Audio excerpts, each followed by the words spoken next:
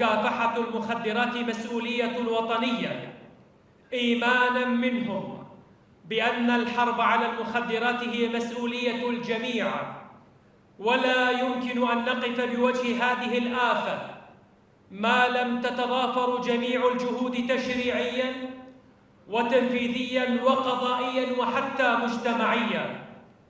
وما تحقق من نتائج في هذا الطريق هي مثار إعجاب واحترام وتقدير، وتؤكد أن حرب العراق على المخدرات لا رجعة فيها. سادتي الكرام، بداية مؤتمرنا الكريم هذا النشيد الوطني العراقي.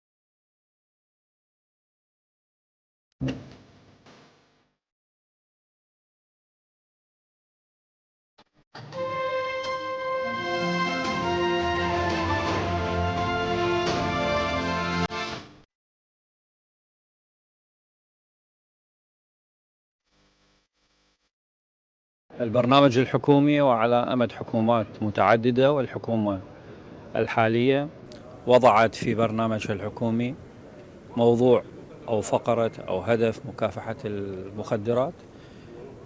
اللجنة النيابية في مجلس النواب مهتمة بهذا الموضوع بكل جدية، وعقدت مؤتمرات في كثير من المحافظات، واليوم عقد في بغداد بمشاركة وتنسيق وتنظيم من محافظة بغداد، نظرا لخطورة وأهمية مكافحة هذه الظاهرة، لأن لها تداعيات وآثار كارثية، إذا نقول مدمرة على المجتمع العراقي وبغداد بالذات. لذلك يتطلب من عندنا جهد تكاملي تعاوني مشترك بين كافة المؤسسات الحكومية أولا، والمؤسسات الحكومية والمجتمع في مكافحة. اليوم تمسك أكثر من 140 تاجر دولي. هذه ما كانت حقيقة بالسنين يعني السابقة. سنة 23 و24 حقيقة عمل دؤوب جدا. أيضا تمسك كميات كبيرة، يعني هذه السنة 24 لحدها تقريبا حدود 4 طن تمسك من المخدرات، وهذا يدل على أن الأجهزة الأمنية متمثلة مكافحة المخدرات والأجهزة الساندة سواء كان جهاز المخابرات أو الوطني جادين فعلا يعني مسك هؤلاء التجار الدوليين، وايضا مسك هذه المواد المخدره اللي دخلت الى شعبنا. الحكومه الحاليه المتمثله بدوله رئيس الوزراء السيد محمد الشاعر السوداني قائد عام القوات المسلحه اولت اهتمام خاص بملف مكافحه المخدرات. وزاره الداخليه عملت على استراتيجيه خاصه معده من قبل معالي وزير الداخليه للاعوام 2023 2024 2025 تمثلت بمكافحه جانبين: مكافحه العرض ومكافحه الطلب.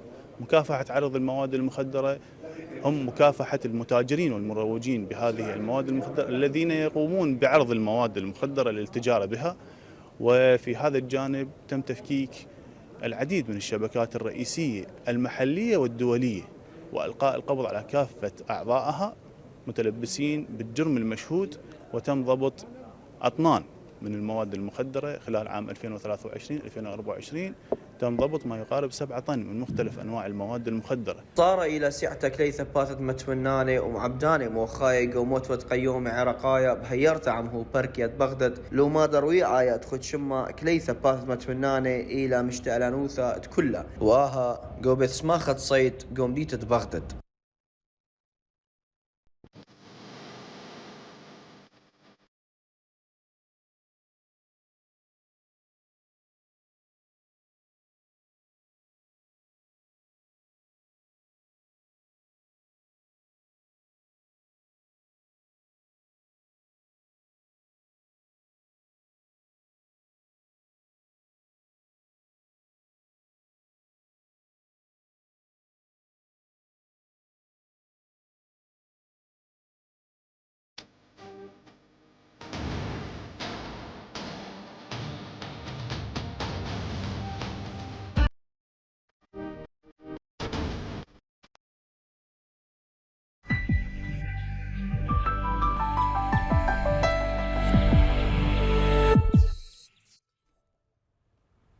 ورجعنا وياكم أعزائنا المشاهدين من بعد ما شفنا هذا التقرير الخاص بمكافحة المخدرات. راح نتكلم بشكل مفصل أكثر مع ضيفنا للحد من هذه الآفة اللي موجودة بالمجتمع. حيكون ويانا ضيفنا الدكتور مهدي بلاسم، دكتور الطب النفسي والعصبي ومدير البرنامج الوطني لمكافحة المخدرات في وزارة الصحة. صباح الخير دكتور.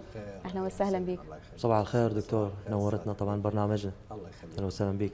دكتور، سؤالنا الأول بداية هو عن الأسباب البيولوجية لنشوء الإدمان عند الأفراد، ممكن تحكي لنا أكثر؟ المخدرات المتاحة يعني بالعالم يعني هي من الناحية الكيميائية مشابهة لمواد كيميائية موجودة في جسم الإنسان. مثلا ناخذ على سبيل المثال ما يسمى بالاندورفينات. هذه المواد تطلق يعني في حالة الرياضة وتنطي ممكن بهجة عارمة للإنسان وكذلك مسكنة للألم. فدور المواد هذه المخدرة على اختلاف أنواعها يجي يشابه الاندورفينات. مثلا المواد المهدئة اللي هي البثيدين، المورفين، منها مصنعة ومنها طبيعية. يعني عندنا ما يسمى بالموصلات العصبية بالدماغ. يجي هذا المخدر يتصل بهذه الموصلات ويعمل عمل هذه الاندورفينات المهدئة، ولكن طبعا بقوة شديدة تساعد على الإدمان أكثر. هناك يعني مواد أخرى يعني ليست مهدئة، وهي الأشهر الموجودة هسه في بلدنا مثل الكريستال. هاي المواد هي منشطة محفزة، تعمل على موصل عصبي آخر اسمه الدوبامين. يعني بالدراسات العلمية لقوا أنه الكريستال مثلا، خلينا نفرض أنه في البحث عن الشريك الجنسي أو المسائل العاطفية تزداد نسبة الدوبامين 100%. الكوكايين يزيد من هذه النسبة بنسبة 300%. أما الكريستال وهو الشائع والمتاح حاليا في البلد ورخيص الثمن فيزيد من نسبة الدوبامين 1200%، وهو سريع الإدمان، سرعان ما يسبب الإدمان ربما منذ التعاطي الأول للجرعة. هذه من الناحية البيولوجية للدماغ، وكذلك أكو مناشئ يعني منذ الطفولة المبكرة إذا تحبون يعني نخوض بها يعني بالقادم من الأسئلة. دكتور، يعني الكريستال هو أقوى من بقية المخدرات؟ الكريستال هو منشط محفز. يعني اكو امور تشبهه مثل الكوكايين، ولكن هذا اشد يعني بتقريبا اضعاف مضاعفه تاثيره على الدماغ. ينطي طاقه جسديه، يساعد على السهر، يعني يستعمله يحفز الطاقه الجنسيه مثلا، يشعر الانسان بالاثاره بالبهجه، يخلصه من الكآبه المحتمله. ولكن احنا ما نريد نحكي عن يعني هذه الاعراض اللي ربما تعتبر ايجابيه ربما بالنسبه للمتعاطي بالايام الاولى، ولكن سرعان ما تبدي الخطوره اللي هي تدمير الدماغ، تدمير الكبد. يصبح الانسان يعني يعاني من الهلاوس السمعيه والبصريه والاوهام، يعتقد انه الاخرين اعداء، ربما يقدم على جريمه بدون قصد، وقد يدفع العوز المادي للحصول على المادة الإدمانية أن يرتكب شتى الجرائم. يعني مثلا القتل، حشاكم وصلت الأمور إلى حتى زنا المحارم سجلت في المحاكم بسبب تعاطي هذه المواد الخطيرة. دكتور، اللي هسه تكلمنا عليه هو هم من الأسباب النفسية لنشوة الإدمان؟ الأسباب النفسية نعم. يعتقد أنه الشخصية الإدمانية إذا صح التعبير، يعني من خلال ملاحظاتي للناس الباحثين في هذا المجال، مثلا دكتور جابور متي هذا كندي متخصص بالإدمان، يقول كل النساء اللواتي يراجعنني للعيادة هو يقول تعرضنا للتحرش الجنسي والإساءة الجنسية في الطفولة المبكرة. إذن الصدمات الأولى المبكرة ما بينا أحد الصراحة يعني معصوم من هذه الصدمات أو لم يتعرض للصدمة بشتى أنواعها، يعني تقريبا الصدمات حتمية وأقدر أفسر لك إياها بعد قليل. هذه الصدمات هي اللي تشكل الشخصية الإدمانية، لأن هي اللي تشكل نمط الموصلات العصبية في الطفولة المبكرة اللي ممكن هو راح يحتاجها بالتقدم نتيجة تشكيلته النفسية، هو هذا السبب البيولوجي الأول. وإحنا يعني نعرف أنه بلدنا يعني تعرض لصدمات وصدمات، حروب متتالية. هذا دور المجتمع يتوقف عليه أيضا الإدمان؟ طبعا. يعني الصدمات اللي مر بها البلد، يعني احنا تعريف الصدمة بالطب النفسي حتى نقول الإنسان مصاب بما يسمى Post Traumatic Stress Disorder PTSD، اضطراب الكرب ما بعد الصدمة. وهذا فد مرض يعني بأعراض خاصة، باكتئاب، بقلق، بجفلة، بما يسمى بالفلاش باكس، يعني ذكريات صادمة تراود الإنسان يعني بكل وقت باليوم، تفززه، تسوي كوابيس. تعريفه لابد من أنه وجود صدمة لدى الإنسان، صدمة واحدة.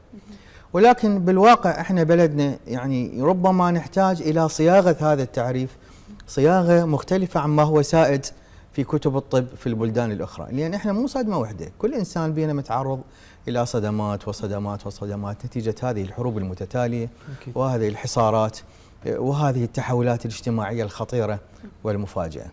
دكتور، شخصية المدمن نعم شلون تكون؟ شخصية المدمن هو يعني يمتاز بالعزلة الاجتماعية، ويعني ويبحث دائما عن يعني عن التغيير وعن هذه النشوة، لأن مثل ما قلنا الصدمات الأولى المبكرة بشتى أنواعها تشكل هذه الشخصية. يعني تشوفه هو يبحث عن الإثارة، ويكون عادة يعني مرفوض من قبل المجتمع، فعليه يعني حتى يرضخ لهذا المجتمع عليه أن يعني بالتفسير اللي نسميه سايكو دايناميك، التفسير بالتحليل النفسي، هو ما يقدر يطلع من حدود هذا المجتمع حتى يدخل بعالم الإدمان، فيضطر لأن حتى يفوت بهذا العالم أن يغير عالمه الخاص. فبتغيير عالمه الخاص راح ثم يبدأ وكأنه هو يتطلب هذه الصدمات، يعشق هذه الصدمات.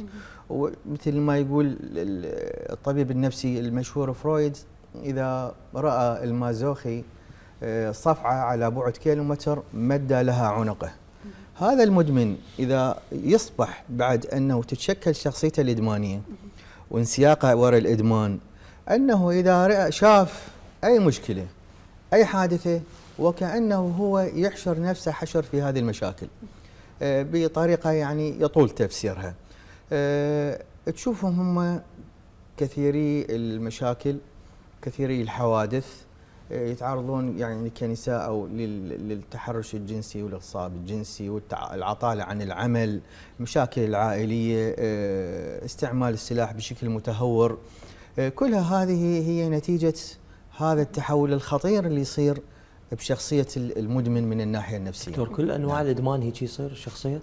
كل أنواع هم تقريبا يعني شخصيات متشابهة، يعني تشوف مو نقول لكل المدمنين، لأن أكون بهم احنا يعني بالطب النفسي نحاول أن نعتبر المدمن هو مريض وليس متهم وليس مجرم، بس يعني ميالين للإدمان هم الناس المصابين بما يسمى باضطراب الشخصية المعادية للمجتمع Anti-Social Personality Disorder، وهذه بها صفات خاصة.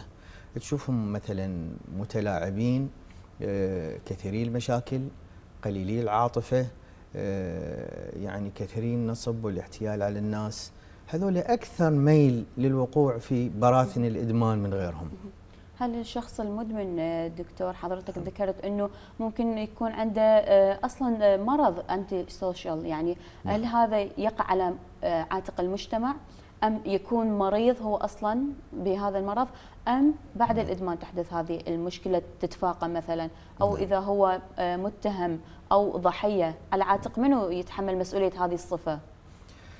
هو أنت سألتيني على الأنتي سوشيال بيرسوناليتي ديسوردر، اضطراب الشخصية المعادية للمجتمع. احنا بصورة عامة كل الأمراض النفسية تقريبا بها يعني نسميها مالتي فاكتوريال، يعني متعددة الأسباب، ولكن إذا نريد نشوف الأسباب الأقرب للتفسير هو السبب الوراثي والصدمات الاجتماعية.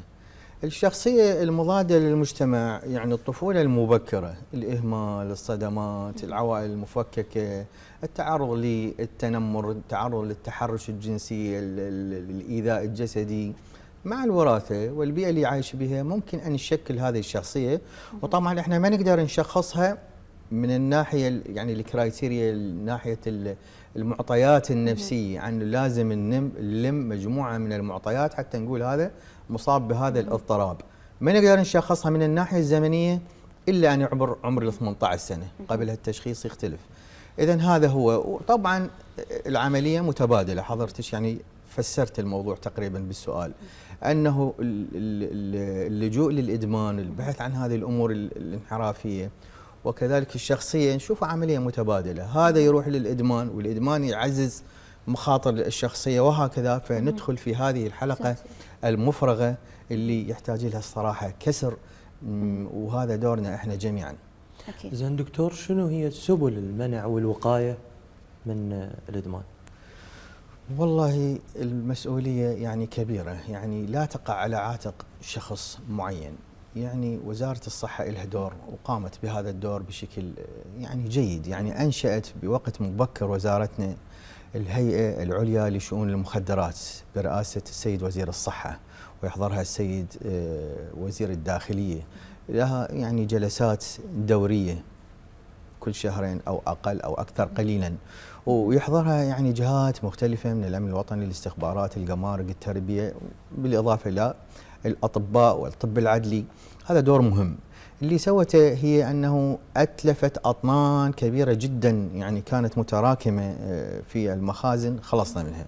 أنشأت المصحات المختلفة، وهذه المصحات في تزايد مستمر من ناحية يعني العدد والاستقبال.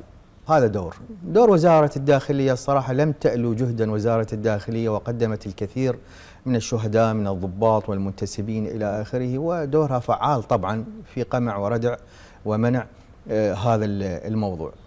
هذا هو الجانب يعني التقليدي بالوقاية. ولكن الجانب الأعظم والأكبر بصراحة بالنسبة للأهل. يعني أنا برأيي يعني من خلال متابعتي لهذا موضوع المخدرات، شفت أنه المخدرات ربما تكون موجودة في بلداننا. مثلا بالعراق سولفوا لي يعني جداتي الكبيرات أنه الستينات من القرن الماضي كان ما يسمى بالترياق. كانوا يجيبون فد جوز الهند نصف كرة، قصوها دولة كبار السن، ويوصلوها بقصبة ويجيبون هاي المادة ويدخنوها.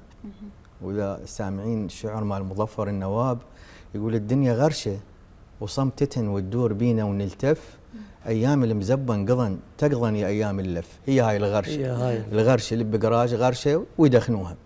بس احنا بصراحة ما سمعنا لا بالخمسينات ولا بالستينات ولا بالسبعينات ما سمعنا ظاهرة إدمان. فما عدا مما بدأ حتى أصبحت ظاهرة ليست في العراق فحسب. احنا نعرف مثلا في أوروبا الكحول والنبيذ، في فرنسا يعني ظاهرة اجتماعية منذ العصر الروماني. يعني لا تكاد تخلو دولة بشكل اجتماعي من تعاطي الكحول.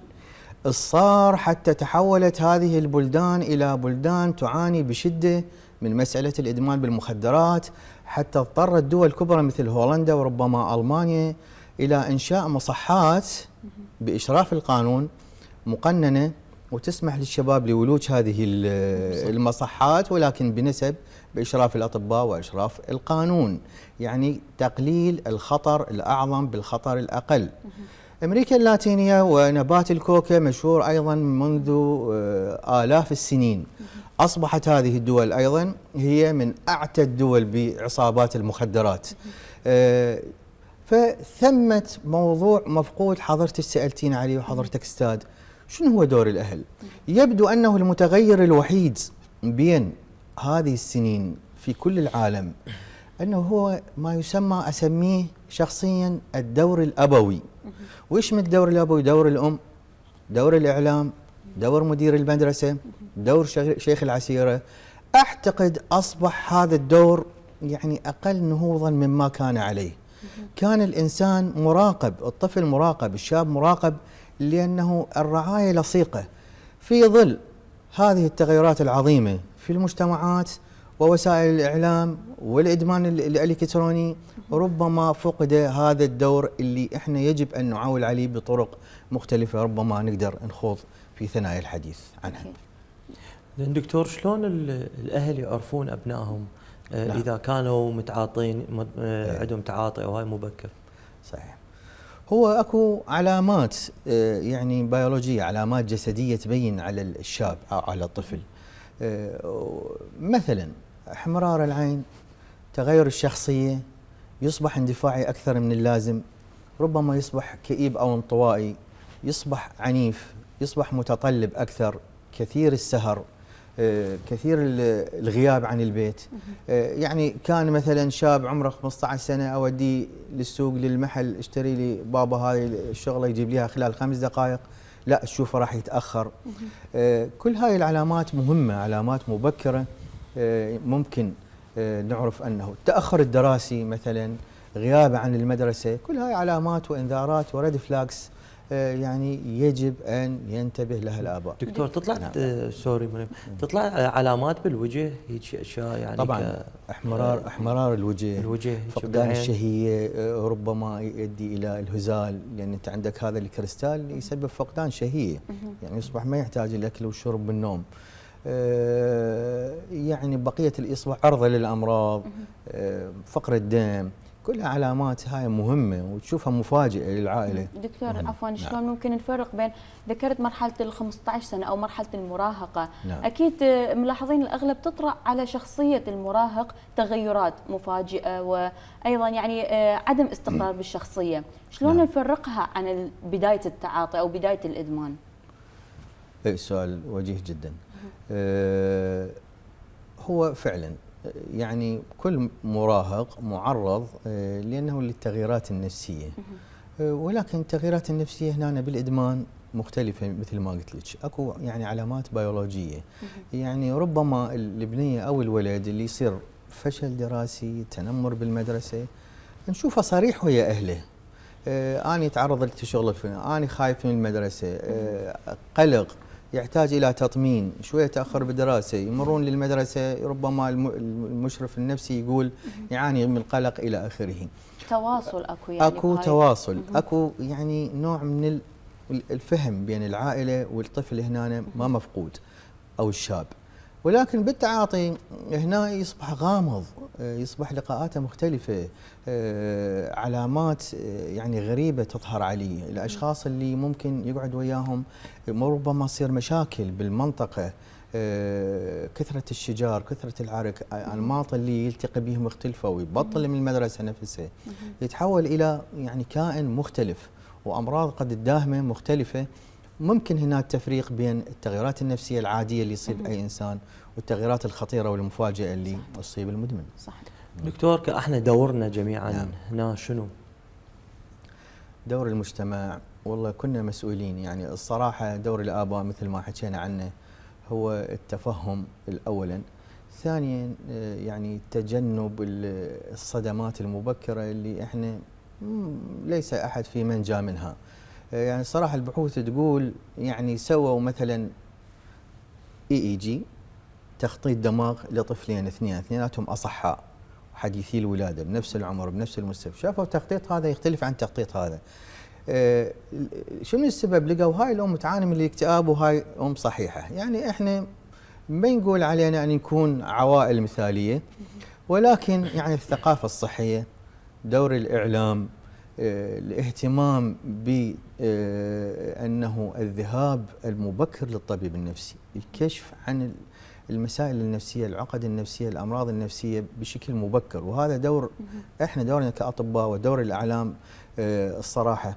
وإذا تسمح لي شوية أني يعني أشكو من يعني عدم النهوض الإعلام بصورة عامة بالتثقيف النفسي. اكو برامج مثل هذا من بركم الجميل وبرامج اخرى بالعراقيه وفضائيات اخرى، ولكن يحتاج لنا، لان ما تزال مساله ما يسمى بالاستجما، الوصمه الاجتماعيه، يعني موجوده بمجتمعنا.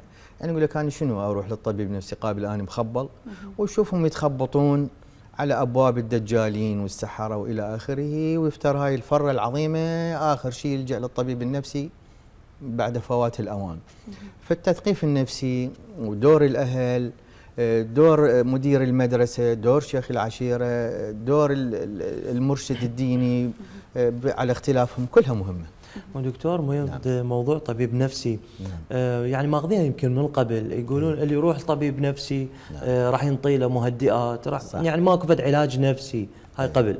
نعم. فبقت العالم افكارها بهاي الاطباء النفسيه، يعني ماخذه هل حاطين بين قوسين الطبيب النفسي ينطي بس مهدئات وراح ماكو فد علاج. هل هذا الفكره القديمه صحيحه؟ والله هي الفكره قديمه حديثه ما تزال الصراحه نعاني منها. يعني انا من يجوني المرضى ايش اقول لك 90% يقول لي دكتور بس الله يخليك لا تعطيني دواء يسبب لي ادمان. فانا اقول له يعني مرات اقول له ترى انا شخصيا انا مدير الادمان مال هذا البلد، يعني انا شلون اشتغل على واثقف على الادمان ويجيني مراجع مثل حضرتك اطلع من الكآبه اطببه بالادمان، ما ترهم. هاي الفكره موجوده. يعني الصراحه احنا ادويتنا اللي تسبب الادمان محدوده جدا، هي ما يسمى بالبنزودازبين، نحتاج لفترات قصيره جدا. ليش؟ لان ادويتنا اللي تشاف المريض بطيئه المفعول. يعني لما اروح لابو اللوزتين ممكن يعطينا اموكسيل خلال ساعتين يشتغل، يقلل السخونه والتعب والى اخره، بس ادويتنا بطيئه. لذلك احنا نضطر الى اعطاء ادويه تشتغل وكانه جسر للعلاج حتى يشتغل، ونحددها فتره قصيره، شريط واحد من هذه الامور ونطمن المريض.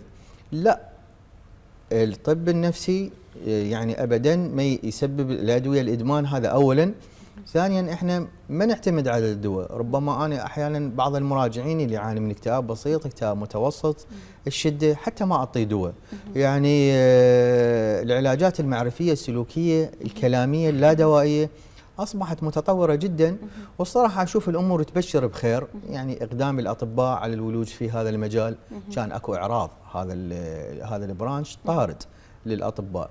ليش؟ لانه يعني المردود المالي ماله وسمعته والناس ونظرته اليه، لا، اصبحت بعض الثقافه نشوف بدت الناس تتوعى وتذهب الى هذا الموضوع. ممكن الشخص يكون عنده ادمان على هذا الجانب الايجابي اللي نعم. هو العلاج النفسي الاعتيادي بدون ادويه، ممكن الشخص يكون مرتاح نفسيا فيسبب نعم. له ادمان انه يبقى يستمر بهذا العلاج، صحيح؟